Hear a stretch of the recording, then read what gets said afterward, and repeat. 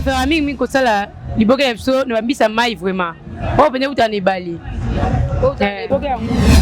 oya ngulu yango ekoti mais siko mama nayebi ke no ngulu poso nango ezalaka makasi poso ya ngulu il faut etoka mpenza mpo ngulu elemba siko bino ntango botiaka mo mbala mo bosake botokisa sake siko est ce que poso nango elembaka biso osalela koni salela makala te koni alaka na pression makasi aobelisa ngulu aobelisa ngo minute te bino otiaka yango na katikati otieli mambisi mipanzi ntango yo obela lotie mbisi obisa akumelaka te siko bouyili otie mafuta na kati mawili totiaka ya mokie po pesaka mwa savere nde ka ezala siko protection nango ezalaka ndeni boprotegeaka yango parce namona to bofungolaka liboke namona supu ezalaka na kati namoni ndenge ezalaka protection namona place supu etangaka te siko protection nango bosala ndeni mpo boprotege tozalaka na nzombo mopongo malangwa ngolo tosala pela ngulu bato basengaka yango liboke ke supu etanga te totiaka kasa misato soko omoni kasa moko ezotango bakisi 4e te bine totiaka yango na liboko oklasa yango ntango otia supu jamais supu esopana oboki na pe otiaka yango matungulu ai muskade ndembi biloko wana ezangaka te mpo otalaka ya biloko mwa ze euta na mai esengaka fo ezala kaka na biloko wana mpo eboma yango eboma zei wana ebima kitoko makasi boyebaka ndeni mpo eza na makasa boyebaka ndeni keno oyo ngulu na nga elembi mbisi na nga ebeli boyebaka yango ndeni apartir ya makasa na ye moni akomi boye mpo likasa ezalaka te so bino elakisa bino makasa ezali mobeso olakisa bino nde ezalaka mobeso te koma niveau oyo mpo leko ebeya na kati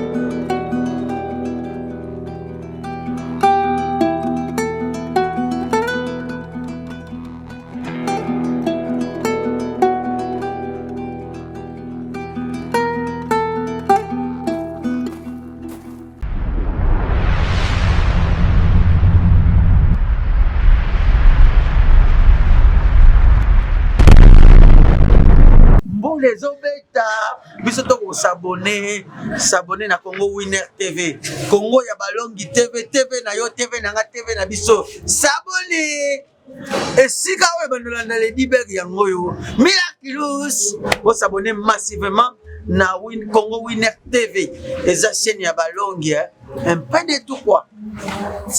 Abonnez-vous très massivement à Congo Winner Télévision, chaîne Nabino, chaîne Makambo Barobi. Awa Esika Sombobere Abima, la 14RT. Expérience Nabino Yango. Oyebi Kambayo le Kawebi Borwa Bunza. Awa na Congo Winner Télévision, au Comona historien. Avec le Masore 1960.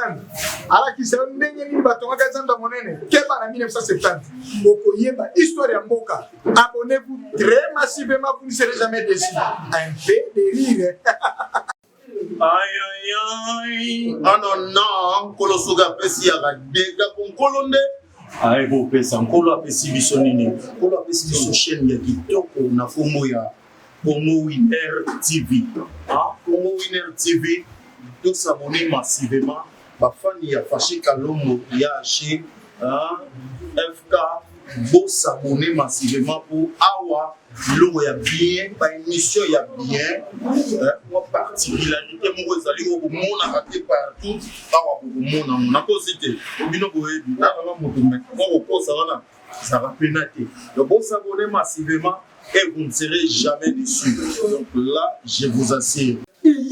Nini Congo Winner TV na Congo Winner TV olingo tala ni olingo tala bagage olingo tala bathéâtre olingo tala l'émission na kutela basi msustel tala na Congo Winner TV na Congo Winner TV na zokana moposa utala binga massivement le s'abonner le s'abonner massivement na Congo Winner TV ngana kiko s'abonner yebisa pied à s'abonner passe tout ça kawan tout le mois soko dingo tala na Congo Winner TV. Bonjour, bonsoir, fidèles amis téléspectateurs. Selon l'heure, vous allez recevoir mon émission Elubuya Bastar avec votre humble servante Berika Kalonga. Autrement dit, Mercure, la bébé de sa patronne. Je dis déjà bonjour à ma maman chérie, ma patronne, maman Sarah Kabunji. Moi, sur les Kingolo, la Mwindu. Bon, accélérer toujours la Cléopâtre, Balobi, au Tali, moi, sur Kumisi Nzambe. C'est ma patronne qui m'a donné l'occasion d'être devant vous ce soir, ce matin, cet après-midi. Selon l'heure, vous allez recevoir cette émission. Donc, aujourd'hui, je suis au quartier Ankimbuta. Quartier Ankimbuta, babi elubu na biso ya lelo na kolakisa bino lo lenge nini basala ma boke bana ya poto bino moto bozala partout boyaka awa na kinbo pasaka ba séjour na bino awa na Kinshasa na kolakisa bino lo lenge nini ma boke o bino bo préférer ko lia ndenge nini basala ka yango et puis ba difficulté na bango ezala ndenge nini ba kolakisa biso ba mbisi ni ba catégorie ba mbisi nini o basala ka ma boke na bango. C'est pourquoi aujourd'hui na kopisa bino elubu ya lelo. Vraiment je dis un grand merci à notre coordonnateur Zuma Tumba Mwamba Papa na Moïse Ntumba, et puis je dis un grand merci à tous nos abonnés qui nous ont donné confiance, tous nos abonnés de Congo Winner Télévision.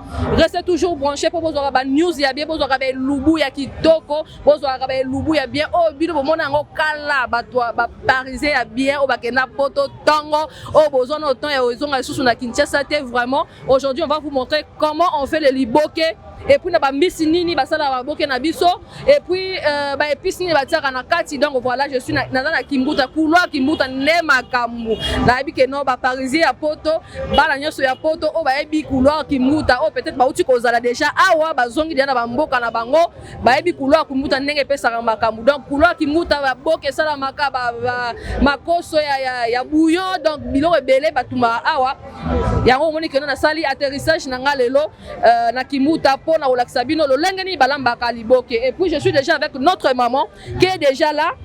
Oh, elle est invitée na biso ya lelo. Il va vraiment nous expliquer ndengeni basala ka maboke na bango ndeni balamba ka yango posela bike bino bolia ka yango bolinga ka yango mingi nga za motinda mina bino. Vous m'avez envoyé que no Berika na elubu no ya bastar et puis kolakisa biso te ndengeni ni basala ka maboke. Et puis comme nga nazali mwana musana na bino, je suis là pour travailler, je suis là pour vous donner des news, je suis là pour vous montrer babiloko nyonso o bango basala ka yango moni na kitile na couloir Kimbuta et pas wat balamba ka maboke ya kitoko. Et puis notre maman est déjà là aoyebisa biso lolenge ni basala maboke na bango akopresenter pe maboke na ye akofungola biso liboke moko aoyebisa biso mbisi nini eza na kati et puis eloko nini atie na kati. Oui, bonjour maman. Bonjour maman nanga.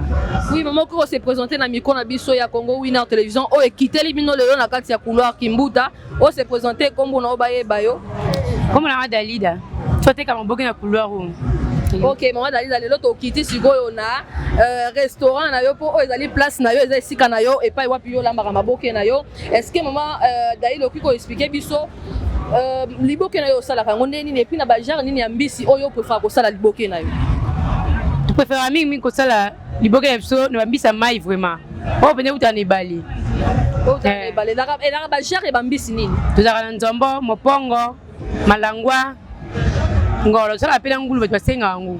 Ngulu pene bosala ma. To sala maboke. Siko liboke na oneni o elambeli na yo parce que ba elambeli ba maboke dali différent. Muna mutazana façon na ya lambela ka liboke. Siko yo ndenge ba kolisela ndenge oyebi ndenge keno ya olamba liboke na so na présenter ngo na ba client na ba ozala de cité. Osala ndenge nini elo no tsala na kati et puis après ne to hotel ma olakisa biso ofungola biso liboke mo total ndenge nini couleur epesi. Maboke na so tsaka ngo matungulu ai muskat ndembi biloko nizanga te po talaka ya bilo mwaze utala mai esenga afuza la kaka na biloko wana pe bomango be maze wana e magitoko makasi ko bota huile bote mafuta na kati ma huile totaka ya mukie po pesa ka mwa saveur ndeka ezala Sko protection nango ezala ndeni bo protéger yango parce que na mona to bofungola liboke na mona soupe ezala na kati na mona ndenge ezala protéger na mona place soupe etangaka te. Sko bo protection nango bosala ndeni po bo protéger liboke ke soupe etangaka te. Totaka kasa misato so moni kasa moko zo tango baksi 4e tebini to se totaka ngona liboko ko classe yango tango cha soupe jamais soupe esopana. Sko ba yekoli so yango to maman de apprendre que yango ou ezaka ka misu makasi kande baninga so no sala liboke ale yo po ke nona tsapeka mutu na bana osama boke avant ça on peut mona on peut dire ça so moni to kokati maman de la sakingai ivete makonde la laksanga ngapi na komotala no musala mais faut tala ka mona pour comprendre Donc maman azaki domaine ya maboke po babi ke non mingi maboke ba soni sengo za la babi berikia maboke ya kitoko po lia yango il faut kaka muta utamboka o pena da mwana ya mai penza nde ya kolambelo liboko ki pena ke non oui libo elengi ba msuku tu atia elote mais suka lambelu yango atia elote oyo ki gu il faut ka uzaka mwana mboka est-ce que yoko lobani na place wana mais wana zambisi neti ngolo nzombo mopongo wana azaka zei so te aite muskate itungulu te bandembi ana te zazei tafoka kote mo episu apa boma zei wana siko kote ya bato mboka ne babi ke no lolo ko uti mboka te siko yo osala ngune po babi bato mboka ne baleki bino il faut ka oza mutu ya mboka wabe na mwana ya mai ne posa liboki yo ke olobani je va descendre ça bato uta mboka basala sala yango batikela ba mabi so balakisi so bana eza bongwe kasi. Ok, d'accord maman. Soki oki hotel marabu. On l'accepte ça liboke mo lelo sali liboke ya mbisi ni na mbisi ni. Lelo na nzombo ngolo ngulu. Nzombo ngolo ngulu. Voilà, oki ofungola biso tamo liboke moko totala. Ata ya ngolo, ata ya ngulu donc on est ka biso liboke moko comme ça bana poto batala nanu. Na pesa bango na elengi po na ebike ba omela soyi makasi. Donc on va voir tout à l'heure. On va vous montrer to laxabino na éviter soit au fungola ya ngulu, toi au fungola ya mbisi, vous allez voir qu'est-ce que ça a donné après. Donc voilà, ado fungola, comprenez hein, moi bah milinga ça fait très mal aux yeux quoi, franchement. Oh là là, on ya ngulu. Oh ya ngulu hein. Ya ngulu ekoti. Mais ce que comme maman na ebi que non ngulu poso nango ezala makasi. Poso ngulu il faut être kapenza po ngulu elemba. Ce que bino tant botsaka mbala mo bosa ke botokisa sans que est-ce que poso nango elemba? Elemba so c'est la koni. C'est la makala te. Koni ala na pression makasa obesa ngulu, obesa on minutes. Teni do tsaka on tsaka na 4-4, otelo mbisi mipanzi. Dans yo bela lo tembisi. Komisa umela te. Siko boye bandeni po eza na makasa. Boye bandeni ke no oyo ngulu nanga elembi, mbisi nanga ebeli boye bango ndeni. A partir makasa na yengi. Mwana wakomi boye. Pour les cas de la ravière, so bien la sabino makasa eza mbeso sur la sabino. Ndeza mbeso te comme à niveau oyo. Faut le rebe na kati. Ata moto facile te. Siko boye excuse boye siko nengeza ngulu boye. Oyebi ke non nengeza boye se belit. Siko nenga beli boye. Est-ce que meki oyebi ki da poso nango pe etokaka to esala ne etokaka. Atokaka liboka likasa za nzungu mobimbasi. So ebo classer nzungu na nenga mukete. Donc so ebo classer te wana nde operdre. Wana operdre supu na o. Mais so ebo classer nzungu alamba nyonso ne omonyewe. Nga pesa mpozo lamba tele o mususu. Na kola mara likasa. Bako to tana lamba pondu na makasa. A classer likasa lambi pondu ebeli. Donc liboka pondu po salaka. Ah zo sala ko ebeli pe. Na ebo classer kasa.